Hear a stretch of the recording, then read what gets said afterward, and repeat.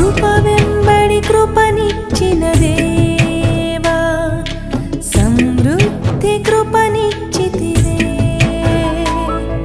నీ కృప సమృద్ధి కృప, నీ కృప సమృద్ధి కృప. Praise the Lord. Hallelujah, hallelujah. దేవుని నామానికి మహిమ కలుగును గాక. ప్రియమైన దేవుని ప్రజలారా, జీవము కలిగిన యేసుక్రీస్తు నామంలో శుభములు మీకు తెలియజేస్తూ దేవుని మాటలు వినటానికి కొరకై ప్రేమతో మిమ్మల్ని ఆహ్వానిస్తూ ఉన్నాం. రండి దేవుని మాటలు చదువుకుందాం. సమూయేలు 2వ గ్రంథము 6వ అధ్యాయం 10-11 వచనాలు మనం చదువుకుందాం. యెహోవా మందసమును దావీదు పురములోనికి తన యొద్దకు తెప్పింపనొల్లక గిత్తీయుడగు ఓబేదెదోము ఇంటి వరకు తీసుకొని అచ్చట ఉంచెను. యెహోవా మందసము 3 నెలలు గిత్తీయుడగు ఓబేదెదోము ఇంటిలో ఉండగా యెహోవా ఓబేదెదోమును అతని ఇంటి వారినందరినీ ఆశీర్వదించెను. ప్రేమగల మా నాయన, చదువుకున్న ఈ మాటలను మాకు అర్థమయ్యేటట్టుగా మీరే మా మధ్యలో ఉండి మాకు బోధించండి. మా మంచి బోధకుడవు, మా మంచి కాపరివి ప్రభువా, సహాయం చేసి నడిపించండి. యేసుక్రీస్తు నామములో ప్రార్థించి స్తుతించి వేడుకొంచుతున్నాము తండ్రి, ఆమేన్. పిల్లలు గమనించండి, యెహోవా మందసము గిత్తీయుడగు ఓబేదెదోము ఇంటిలో ఉండగా ఓబేదెదోమును అతని ఇంటి వారందరినీ దేవుడు ఆశీర్వదించాడట. గమనించండి, మందసము అనగా దేనికి గుర్తు అని మనం ఆలోచన చేసినట్లయితే, మందసము దేవుని ఉనికిని, దేవుడు ఉన్నాడు అన్న సంగతి, అంతేకాకుండా దేవుని మహిమ, అంతేకాకుండా దేవుని యొక్క నిబంధనకు గుర్తు. మందసం చూడగానే దేవుని నిబంధన జ్ఞాపకం వస్తుంది. మందసం చూడగానే దేవుని సన్నిధి అక్కడ ఉందని మనకు అర్థమవుతుంది. అంతేకాకుండా దేవుని యొక్క నీతి, పరిశుద్ధత ఆ మందసమును ఆవరించి ఉన్నాయన్న సంగతి మనకు అర్థం కావాలి. ప్రియులారా, దేవుని మందసం ఎక్కడ ఉంటుందో అక్కడ ఆశీర్వాదాలు ఉంటాయి. దేవుని మందసంలో ఏమున్నాయి ఒకసారి మనము చూడండి, గమనించండి. ఏముంది దేవుని మందసంలో అని మనం చూసినట్లయితే, హెబ్రీయులకు రాసిన పత్రిక 9వ అధ్యాయము 4వ వచనంలో ఆయన ఇట్లా చెప్తా ఉన్నాడు. అందులో సువర్ణ ధూపార్తియు అంతటను బంగారు రేకులతో తాపబడిన నిబంధన మందసమును ఉండెను. ఆ మందసములో మన్నాగల బంగారు పాత్రయు, చిగురించిన అహరోను చేతికర్రయు, నిబంధన పలకలను ఉండెను. గమనించండి, దేవుని మందసములో ఏమున్నాయట అంటే మన్నాగల పాత్ర, రెండవది చిగురించిన అహరోను చేతికర్ర, అలాగున్నే మూడవ విషయాన్ని చూసినప్పుడు నిబంధన పలకలు, అనగా దేవుని ఆజ్ఞలు కలిగినటువంటి పలకలు అందులో ఉంచబడి ఉన్నాయి. ఎక్కడ దేవుని ఆజ్ఞలు ఉంటాయో, ఎక్కడ దేవుని ఆజ్ఞలు అనుసరిస్తారో అక్కడ ఆశీర్వాదాలు ఉంటాయి. ఎక్కడ దేవుని చట్టమునకు, దేవుని చిత్తమునకు, దేవుని అధికారమునకు లోబడి ఉంటారో, ఏ జనమైతే దేవుని అధికారానికి లోబడి ఉంటారో అక్కడ ఆశీర్వాదాలు ఉంటాయని దేవుని వాక్యం మనకు సెలవిస్తూ ఉంది. ఎక్కడ దేవుని మరి కరుణా సంపత్తి ఎక్కడుందో అక్కడ ఆశీర్వాదాలు ఉంటాయి. ఇక్కడ 3 సంగతులు మనం చదువుకున్నాం.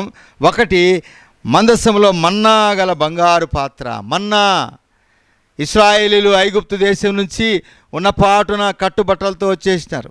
అనగా ఇక వారికి తినటానికి ఏం లేదు. వారు తమ గొర్రెలను, తమ మందలను సమస్తమును తీసుకొని వస్తూ ఉన్నారు. బయటకు వచ్చేసినారు. బయటకు వచ్చిన తర్వాత దేవుడు వారిని తీసుకొని వస్తున్నాడు మోసే నాయకత్వంలో. ఎదురుగా ఎర్ర సముద్రం వచ్చింది, వెనకేమో ఐగుప్తు సైన్యం వస్తూ ఉంది. తిరిగి వారిని బానిసలుగా తీసుకుపోవటానికి దేవుడైతే వారిని బానిసత్వం నుంచి విడిపించటానికి కొరకై బలమైన తన బాహు చేత వారిని తీసుకొని వస్తూ ఉన్నాడు. అక్కడి నుంచి తీసుకుని వచ్చిన తర్వాత ఎర్ర సముద్రం వచ్చిందయ్యా, మేమేం చేయాలి, ఫరో సైన్యం మమ్మల్ని చంపుతాడన్నప్పుడు దేవుడు ఎర్ర సముద్రమును పాయలు చేయగా ఆరిన నేలను వారు నడిచి వెళ్ళినట్లుగా మనం చూస్తూ ఉన్నాం. నిర్గమాకాండం 14వ అధ్యాయంలో ఈ సంగతి వ్రాయబడింది, మనకు తెలుసు. ఆరిన నేలను ఎర్ర సముద్రంలో ఇశ్రాయేలు జనాంగం అంతటిని నడిపించాడు. తర్వాత వారి వెనక తరుముతూ వచ్చినటువంటి ఐగుప్తులు ఆ సముద్రంలో పడి చచ్చినారు. ఒక్కడు కూడా మిగలలేదని రాయబడింది గ్రంథంలో. అలాంటి సమయంలో వారు అరణ్యం గుండా వెళ్తున్నప్పుడు వారికి దప్పికొన్నప్పుడు బండ నుంచి నీళ్ళని ఇచ్చినాడు. అంతేకాకుండా ఆకాశము తెరచి వారికి ఆహారాన్ని కురిపించినాడు. ఏంటట ఆహారం అంటే మన్నా. మన్నా అంటే ఇదేమి అని భావమట.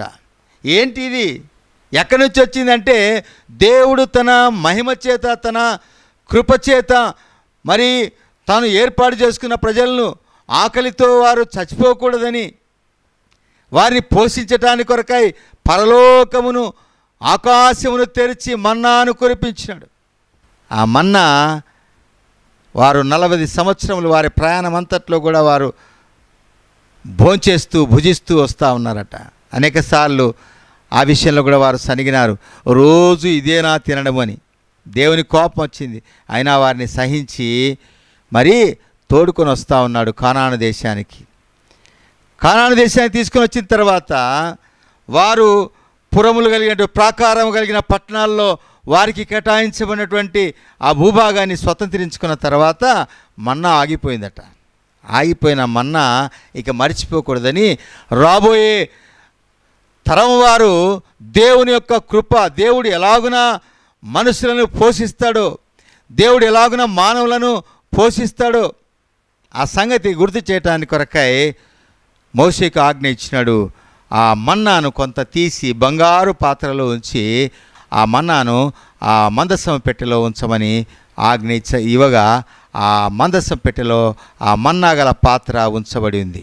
దీన్ని మనము ఎట్లా అర్థం చేసుకోవచ్చు అంటే, దేవుడు తన చిత్త ప్రకారము, దేవుడు తాను ప్రేమించేటువంటి ప్రజలను, తాను నిర్మించుకున్నటువంటి ప్రజలను ఏ విధము చేతనైనా పోషించగలుగుతాడు.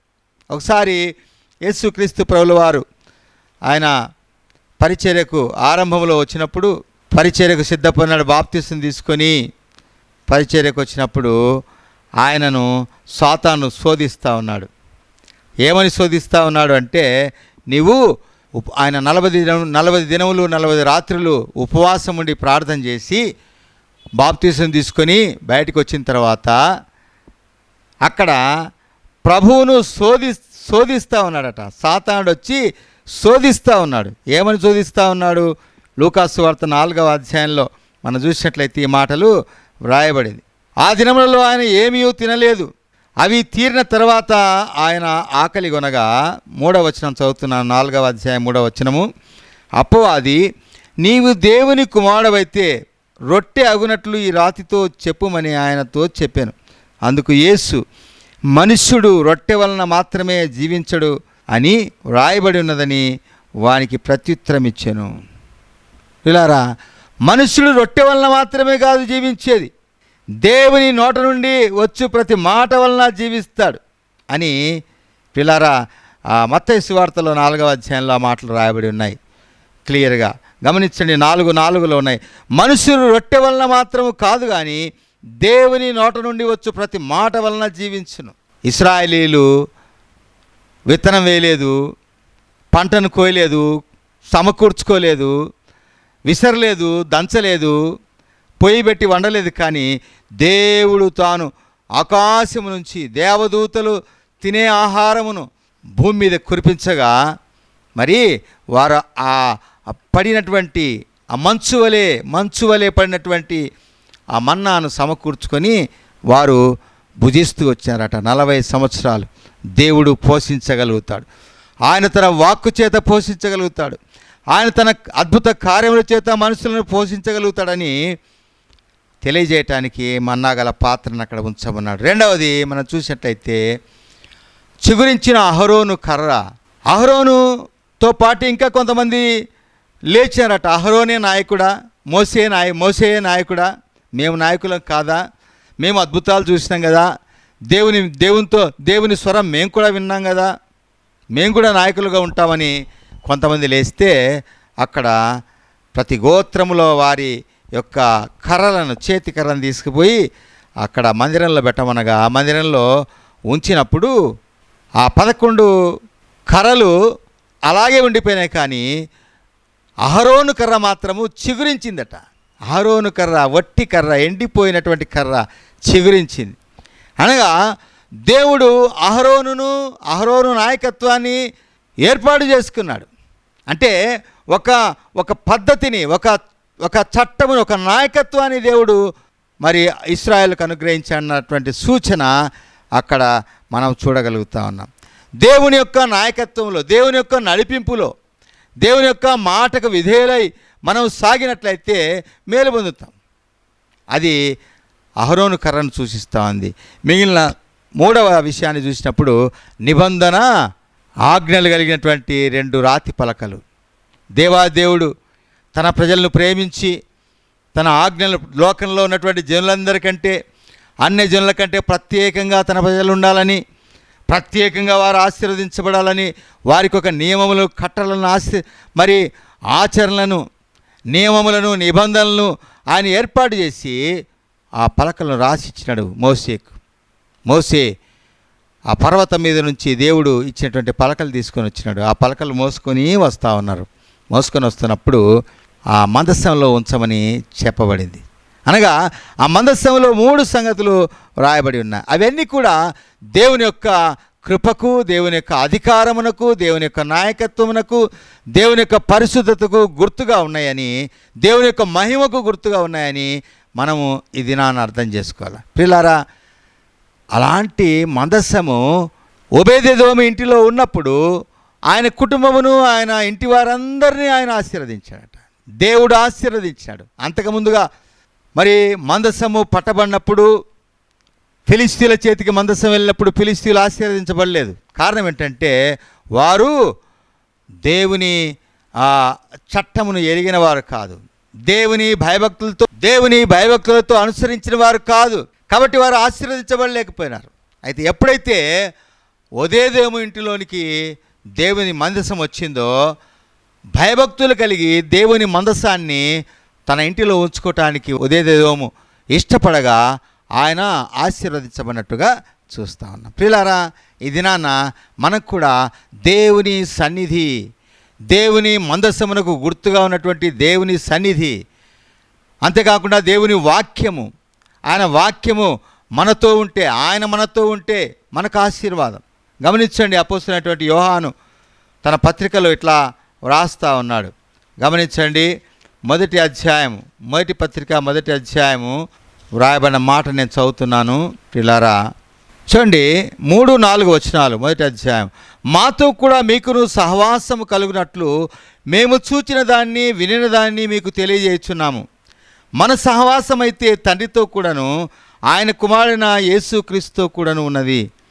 మన సంతోషము పరిపూర్ణమవుటకై మేము ఈ సంగతులను రాయిచున్నాం. అంటే మనము ఆయనతో సహవాసం చేస్తే మనము ఆశీర్వదించబడతాం. ఎప్పుడు మనం ఆశీర్వదించబడతామో మన సంతోషము పరిపూర్ణమవుతుందట. అందుకని దేవుని మహిమకు గుర్తుగా ఉన్నటువంటి మందస్సమును మరి ఆ ఓబేదెదోము ఇంటిలో ఉన్నప్పుడు ఆ ఇంటి వారందరూ ఆశీర్వదించబడినట్టుగా చూస్తూ ఉన్నాం. ఆ ఇంటి వారందరూ ఆశీర్వదించబడి దేవునికి చోటు ఇవ్వాలి. దేవునికి చోటు ఇవ్వకుండా లోక కార్యక్రమాలకు చోటిస్తూ ఇష్టానుసారంగా సాగే పరిస్థితులు అనేక చోట్ల మనకు కనబడతా ఉన్నాయి. యోహాను భక్తుడే ఇదే పత్రికలోని ఆయన ఏమంటున్నాడంటే 2వ అధ్యాయము 15, 16, 17 వచనాల్లో ఇట్లా వ్రాయబడింది. ఈ లోకమునైనను లోకములో ఉన్న వాటినైనను ప్రేమింపకుడి. ఎవడైనను లోకమును ప్రేమించినలా తండ్రి ప్రేమ వానిలో ఉండదు. లోకములో ఉన్నదంతయు అనగా శరీరాశయు, నేత్రాశయు, జీవపు డంబమును తండ్రి వలన పుట్టినవి కావు, అవి లోక సంబంధమైనవే. లోకమును దాని ఆశయు గతించిపోచున్నవి కానీ దేవుని చిత్తమును జరిగించువాడు నిరంతరము నిలుచును. లోకములో ఉన్న ఆశలు ఈనాడు మనిషిని పట్టి పీడిస్తూ ఉన్నాయి. అనేకమైనటువంటి సంగతులు దేవుని సన్నిధి నుంచి మనిషిని పక్కకు లాగటానికి ప్రయత్నం చేస్తూ ఉన్నాయి. అయితే లోకములను ప్రేమించి దాన్ని స్నేహించిన వారు మరి ఏమవుతారట అంటే తండ్రి ప్రేమ వానిలో ఉండదు, అవి లోక సంబంధమైనవే, అవన్నీ గతించిపోతాయని రాస్తున్నాడు. అవన్నీ గతించిపోయేటి. అయితే ఎవడైతే దేవుని సన్నిధిని ప్రేమించి ఆయన చిత్తమును జరిగించటానికి, లేక ఆయనతో సహవాసం చేయటానికి, ఆయనను ఇంట చేర్చుకోవటానికి ఎవరు ఇష్టపడతారో అట్టి వారి జీవితము ఆశీర్వదించబడిన జీవితం. ఈ సంవత్సరము నూతన సంవత్సరంలో మనము దినములు గడుస్తున్నాయి, వెళ్ళిపోతూ ఉన్నాము. వాగ్దానములు తీసుకొని మనము సంతోషించినాము. ఆ వాగ్దానం నెరవేర్పు కొరకై మనం ప్రార్థన చేస్తూ వాటిని పొందుకోవాలి. అంతేకాకుండా దేవుని మన ఇంటిలోనికి ఆహ్వానించాలి. దావీదుకు ఇబ్బంది కలిగింది. దావీదు మందసాన్ని తీసుకుని వెళ్తున్నప్పుడు అక్కడ ఒక యాక్సిడెంట్ జరిగింది. ఒక వ్యక్తి చనిపోయినాడు మందసాన్ని తాకినప్పుడు. భయపడిపోయినాడు దావీదు భయపడి ఓదేదోము ఇంటిలో ఆ మందసాన్ని ఉంచినాడట. మందసమా ఎక్కడ ఉందో అక్కడ ఆశీర్వాదములు మొదలైతాయి. ఏ ఇంటిలో దేవుని సన్నిధి ఉంటుందో, ఏ ఇంటిలో దేవుని వాక్యం ఉంటుందో, ఏ ఇంటిలో దేవునితో సహవాసం కలిగి ఉంటారో అటివారు ఆశీర్వదించబడతారు. పిల్లారా, మనం కూడా ఆశీర్వదించబడాలని మనం కోరుతా ఉన్నాం. మంచిదే. అయితే దేవుని సన్నిధి నీవు అపేక్షిస్తున్నావా? దేవుని సన్నిధి నీవు అనుభవించడానికి ఇష్టపడుతున్నావా? ఆయన సన్నిధిలో నీవు మోకరించి కూర్చోటానికి ఇష్టపడుతున్నావా? ఆయన మాటలు నువ్వు వినటానికి ఇష్టపడుతున్నావా? ఆయన చిత్తమును తెలుసుకోవటానికి నీవు ఆశపడుతున్నావా? దేవుని వాక్యం సెలవిస్తూ ఉంది, ఆశపడిన ప్రాణమును దేవుడు తృప్తిపరచువాడట. నీ ఆశ దేవుని చిత్తమును జరిగించేదిగా ఉండాలని కోరితే దేవుడు నిన్ను బహుగా ఆశీర్వదిస్తూ ఉన్నాడు. నిన్నే కాదు, నీ ఇంటి వారందరూ, నీ పిల్లలు ఆశీర్వదించబడతారు. దావీదు ఒకసారి ఇట్లా అన్నాడు, ప్రభువా, నన్ను నీవు ఇంతగా ఆశీర్వదించడానికి నేను ఏపాటి వాడనయ్యా అన్నాడు. నేను ఎక్కడో గొర్రెల దొడ్లో ఉంటిని, నా తండ్రి గొర్రెలు కాచుకుంటూ అడవిలో ఉన్నాను. నన్ను నీవు ఇంతగా ఆశీర్వదించినవే, ఇశ్రాయేలుకు రాజుగా చేసినావు అని ఆయన స్తుతిస్తూ ఉన్నాడు. అంతేకాకుండా తర్వాత ప్రార్థనలో ఆయన ఏమంటున్నాడంటే, నీ సన్నిధిలో నా కుటుంబము ఎనటన్నిటికీ ఆశీర్వదించబడుగాక అన్నాడు. అంటే దేవుని సన్నిధిలో తన కుటుంబము ఆశీర్వదించబడాలని కోరువాడై ఉన్నాడు దావీదు. అనగా దేవుని సన్నిధి ఆయన కోరుతూ ఉన్నాడు. ప్రియులారా, మనము దేవుని సన్నిధిని కోరుచున్నామా? ఓబేదెదోము భయపడక దేవుని సన్నిధిని తన ఇంట ఉంచుకోవటానికి ఇష్టపడినాడు. కనుకనే ఆయన ఆశీర్వదించబడినట్టుగా చూస్తూ ఉన్నాం.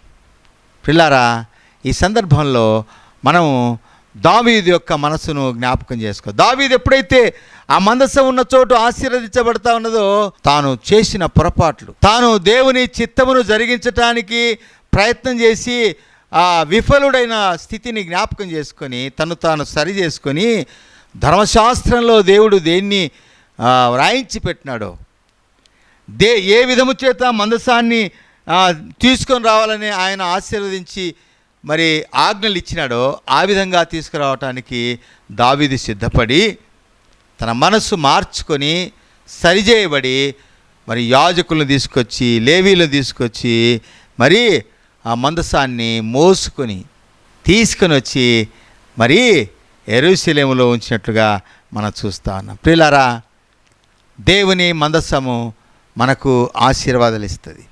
దేవుని మందసం ఎక్కడుంటుందో, దేవుని వాక్యమునకు ఎవరు విధేయులవుతారో అక్కడ ఆశీర్వాదాలు ఉంటాయి. అంతకుముందుగా మనం గమనించినట్లయితే మరి మొదటి సమూయేలు 4వ అధ్యాయంలో చూస్తే ఇశ్రాయేలీలు మరి ఏలీ నాయకత్వంలో సమూయేలు మరి బాలుడై ఉన్నప్పుడు, ఏలీ ప్రధాన యాజకుడిగా ఉన్నప్పుడు ఇశ్రాయేలీలు ఇష్టానుసారంగా ప్రవర్తించారట. ఇశ్రాయేలు ఇష్టానుసారంగా ప్రవర్తించినప్పుడు దేవుని మందసం పట్టబడింది, బయటికి వెళ్ళిపోయింది, మహిమ పోయింది, అక్కడ చిందరవందరైపోయింది. ఇశ్రాయేలు ఓడిపోయినారు. దేవుని మందసం పట్టబడింది, మహిమ పోయింది. పిల్లారా, ఈనాడు కూడా ప్రభు మనల్ని తిరిగి మహిమతో నింపటానికి ఇష్టపడుతున్నాడు. సృష్టి ఆదిలో మనిషిని చేసినప్పుడు ఆయన మహిమతో నింపినాడట. తాను ఎలాగున్నాడో అట్లా చేసినాడు మనల్ని.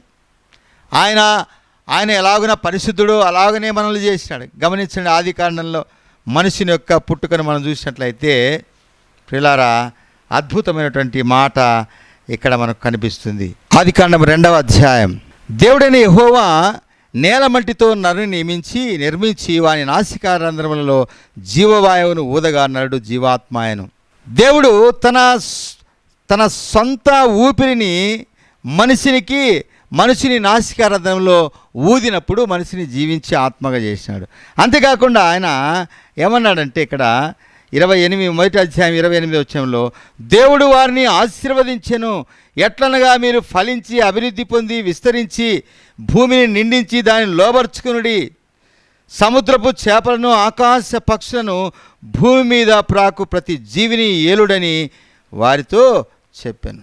పిల్లరా, దేవుడు 26వ వచనంలో శ్రేష్టమైన మాట కూడా ఇక్కడ రాయబడింది. 1 అధ్యాయం 26వ వచనం, దేవుడు మన స్వరూపమందు మన పోలిక చొప్పున నరులను చేయుదము. దేవుడు మహిమా స్వరూపి, దేవుని యొక్క పోలిక, దేవుని యొక్క మహిమను పొందుకున్నటువంటి మనుషుడుగా మొట్టమొదటి మనుషుడైన ఆదాము సృష్టించబడినాడు. ఆదాముకు సమస్త మీద అధికారం ఇచ్చినాడు. సృష్టిలో ఉన్నటువంటి పక్షులు, ప్రాణం కలిగిన ప్రతి జీవికి ఆదాము పేర్లు పెట్టాడట. ఎంత జ్ఞానము, ఎంత అధికారము ఆదాముకి ఇచ్చినాడు. మహిమతో నింపబడినటువంటి ఆదాముకు సాటైన సహాయాన్ని హవ్వనిచ్చినాడు. వారితో ప్రతి చల్లపూట సంచరిస్తూ ఉన్నాడు, వారిని కలుసుకుంటా ఉన్నాడు. దేవుడు మహిమాస్వరూపి, ఆదాము హవ్వలు కూడా ఆయనతో పాటు నడుస్తూ ఉన్నారు. అలాంటి సమయంలో ఆదాము పాపం చేసిన ద్వారా, ఆదాము హవ్వలు దేవుని ఆజ్ఞను ఉల్లంఘించడం ద్వారా పాపము కొని తెచ్చుకున్నాడు. పాపము కొని తెచ్చుకొని అక్కడి నుంచి వెళ్ళగొట్టబడ్డాడట. మహిమ కలిగినటువంటి, సమాధానం కలిగినటువంటి ఆ ప్రాంతంలోంచి మనిషిని వెళ్ళగొట్టాడు. మహిమ పోయింది. ఇప్పుడు ముళ్ళ తుప్పలు గచ్చపొదలు దున్ని కష్టము చేసి నీవు సంపాదించి బ్రతుకు అన్నాడు. స్త్రీకి ప్రసవ వేదన పెట్టినాడు. శాపములతో నింపబడినటువంటి మనుష్యుడుగా ఆదాము ఈ లోకంలో ఆయన జీవిస్తూ ఉన్నాడు. అందుకని దేవుని వాక్యం ఏం సెలవిస్తుందంటే చూడండి, రోమిలకు రాసిన పత్రిక 3వ అధ్యాయం 23వ వచనంలో మనకు బాగా పరిచయమైనటువంటి మాట, ఏ భేదమును లేదు, అందరూ పాపము చేసి దేవుడు అనుగ్రహించు మహిమను పొందలేకపోతున్నారు. అందరూ పాపము చేసి దేవుని మహిమను పోగొట్టుకున్నవారే. అంటే ఆదాము చేసిన పాపము మానవుల మీద ఉన్నటువంటి మహిమ పోయింది. మానవుల మీద ఉన్నటువంటి దేవుని మహిమ పోయి వికార స్వరూపులుగా, దిగంబరులుగా, అవమానకరమైనటువంటి స్థితిలో ఆకలి దప్పులతో, వేదనతో తమ జీవితాన్ని కొనసాగిస్తూ ఉన్నారు. దేవుని వాక్యంలో చూడండి, రోమిలకు రాసిన పత్రిక 5వ అధ్యాయం 12వ వచనంలో ఏం రాయబడిందంటే, ఇట్లుండగా ఒక మనుషుని ద్వారా పాపము ద్వారా మరణమును లోకంలో ఎలాగూ ప్రవేశించెనో అలాగుననే మనుషులందరూ పాపము చేసినందున మరణము అందరికీ సంప్రాప్తమాయను. ఆ మనుషుడు చేసేటువంటి పాపము ఆయన పోగొట్టుకున్నటువంటి మహిమాహీనుడుగా మానవులందరికీ మరణాన్ని తెచ్చిపెట్టాడట. మహిమ లేని వారుగా ఉన్న ఈ మనుషులతో దేవుడు నివసించటానికి కొరకై ఆయన ఇష్టపడతాం, తన మహిమని ఇవ్వటానికి ఇష్టపడతా ఉన్నాడు. ఆనాడు ఇశ్రాయేలుతో నడుస్తున్నప్పుడు ఆ మందసము ద్వారా తన మహిమను చూపిస్తూ వచ్చినాడు.